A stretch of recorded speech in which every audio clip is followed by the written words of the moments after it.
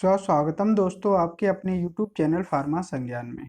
आज की वीडियो में हम बात करने वाले हैं यूरिन के साथ में आने वाला ब्लड के क्या क्या कारण होते हैं कि जब व्यक्ति पेशाब करता है और पेशाब के साथ साथ कुछ ब्लड आता है तो उसके क्या क्या कारण होते हैं, क्या सिम्टम्स होते हैं और उस कंडीशन में क्या क्या ट्रीटमेंट दिया जाता है। तो दोस्तों इन सब की डिटेल में जानकारी के लिए वीडियो को बिना स्किप किए पूरा देखें।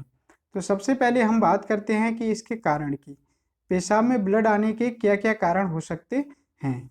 तो इसका जो सबसे पहला कारण है वो है यूरिनरी ट्रैक्ट ट्रामा। मतलब अगर किसी व्यक्ति के ऐसा पेशेंट है जिसके यूरिनरी ट्रैक्ट में किसी प्रकार की कोई चोट लगी है, जैसे उसकी मूत्र मार्ग में किसी प्रकार की कोई चोट लगी है या फिर उसके यूरेथ्रा में किसी प्रकार की कोई चोट लगी है, उस दौरान देखा गया है कि उसके ब्लड में पेशाब में ब्लड आ सकता है। और अगली जो कंडीशन है वो है स्टोन इन यूरिनरी ट्रैक्ट। मतलब यूरिन मूत्र मार्ग में स्टोन होना, मतलब या फिर उसकी किडनी में स्टोन है या फिर यूरेथ्रा में स्टोन है, ब्लैडर में स्टोन है। इन सब की ऐसी कंडीशन में भी व्यक्ति के पेशाब में रक्त आ सकता है। और अगली जो कंडीशन है वो है प्रोस्टेट ग्रंथि का बढ़ना, इनलार्जमेंट ऑफ प्रोस्टेट।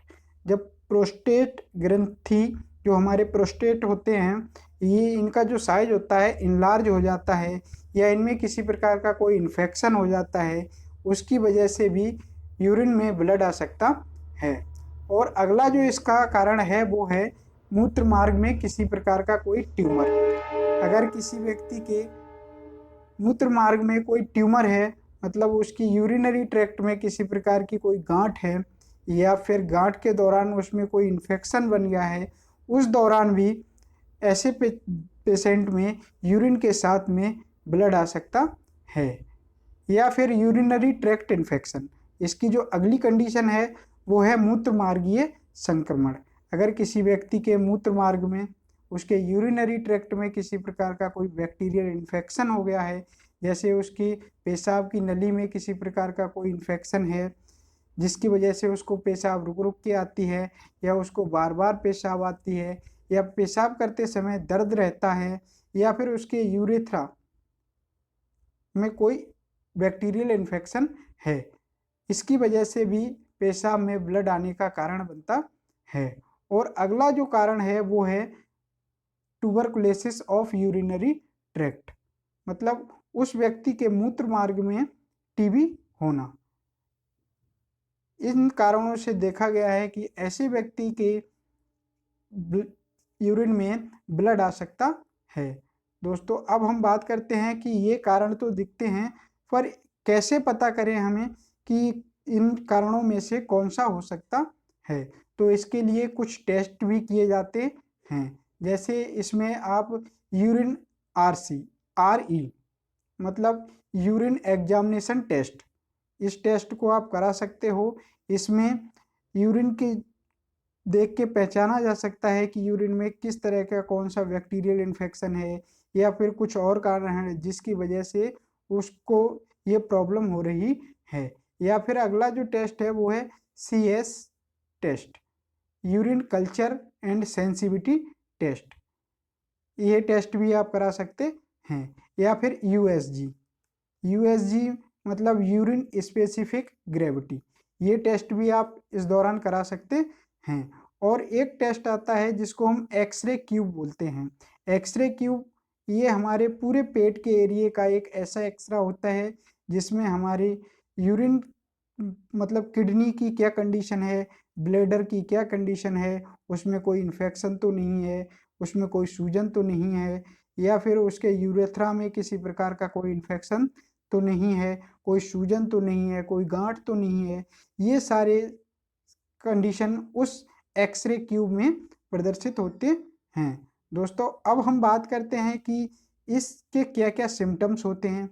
ऐसे अगर किसी व्यक्ति को मूत्र में रक्त आता है तो उसके क्या क्या कारण होते हैं, तो उसके कुछ सिम्टम्स दिखाई देते हैं, जैसे यूरिन के साथ हल्का ब्लड आना या फिर ज़्यादा मात्रा में ब्लड आना, पेट के निचले हिस्से में दर्द रहना ऐसे व्यक्ति को पेट के निचले हिस्से में दर्द रहता है, बैक पेन रहना, मूत्र त्याग करते समय बहुत कठिनाई होना, पेशाब करते समय उसको एकदम बहुत प्रॉब्लम होती है और पेशाब लग के मतलब पेशाब करते समय उसको पेशाब मार्ग में जलन सी महसूस होती है, या फिर उस दौरान व्यक्ति का जो ब्लड प्रेशर है वो बहुत हाई रहता है।